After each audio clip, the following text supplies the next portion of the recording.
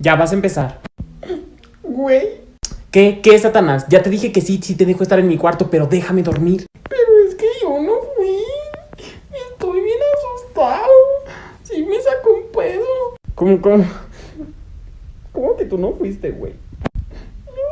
Yo estaba aquí y después se cayó eso. ¿Me dejas dormir contigo? No mames, Satanás, no mames, ya nos van a matar. ¡Ay, no digas eso, estúpido! ¡Me espantas! A ver, ya sé. Escóndete abajo de mi cobija. Eso siempre funciona. Ya me siento más seguro.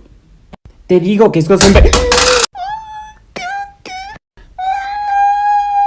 Tranquilízate. ¿Qué te pasó? Cuando tengo miedo me vuelvo cabrito.